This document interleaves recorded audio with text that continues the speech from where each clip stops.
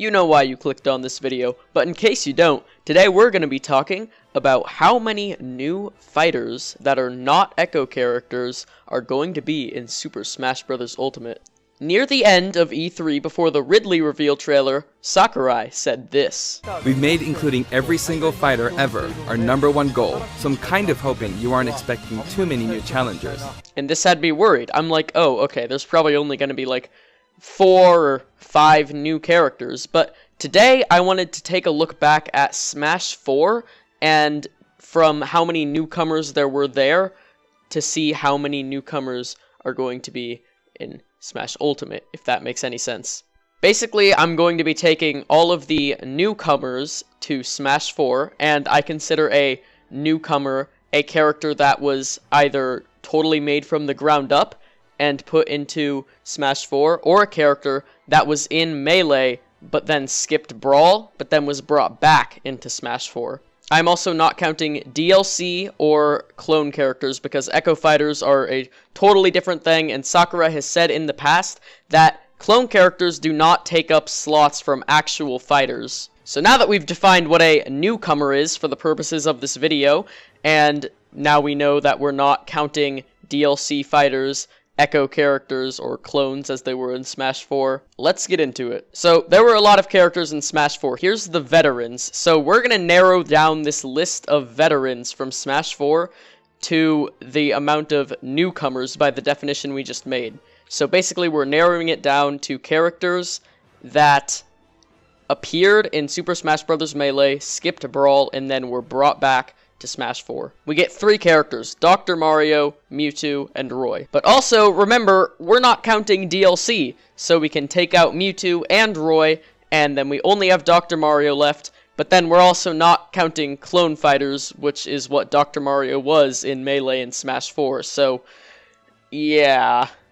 Okay, now that we've eliminated everybody on the veterans list, let's take a look at this newcomers list. Right off the bat, we're going to take out all of the DLC characters. And then we're also going to take out the other clone/Echo fighters, which is Lucina and Dark Pit. And, well, yes, it could be argued that the Mii fighters are not newcomers. All 3 of them have completely unique movesets, so I'm counting all 3 separate of them as newcomers. So, we have 21 newcomers, as you can see by this number up here. It's right there, very visible. And then we subtract 6 from that number, we get 15. That's math for you. So that is a total of 15 non-DLC, non-Echo Fighter newcomers that probably have a shot at being in Smash Ultimate. But wait, I hear you saying, didn't you start off this video by saying that Sakurai said that not many newcomers would be in the game because it takes a lot of time to bring back old people that were in the old...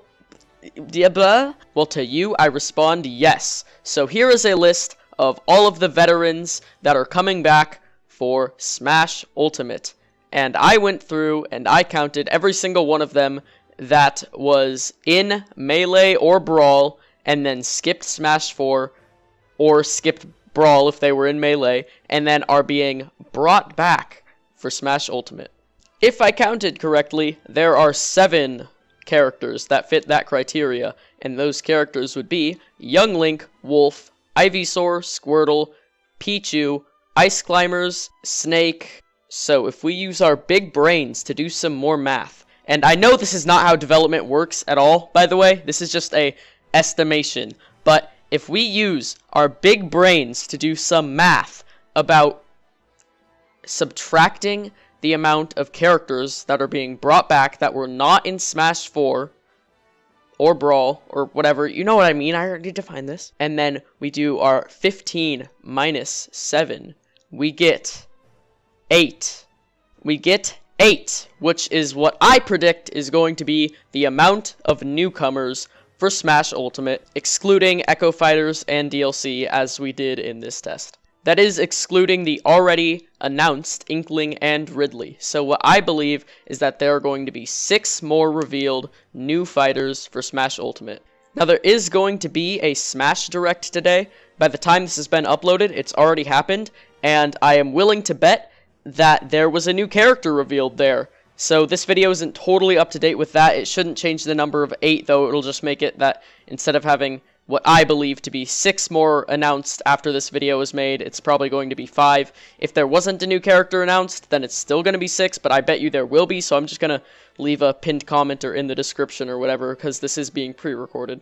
And I would like everyone to keep in mind that this is not really how the development works at all. So while yes, bringing back a veteran that hasn't been in the Smash series for a while does take more work than bringing back someone that's been in Smash 4, there's still work to be done when bringing back a character that was in Smash 4 to Smash Ultimate. If you enjoyed this kind of stupid video where I try to use math to justify my opinions, or if you agree with my hypothesis of 8 new non-Echo, non-DLC fighters of being added to Smash Ultimate, excluding the already announced Inkling or Ridley, then please leave a like or subscribe. I want to hear your opinions in the comments below.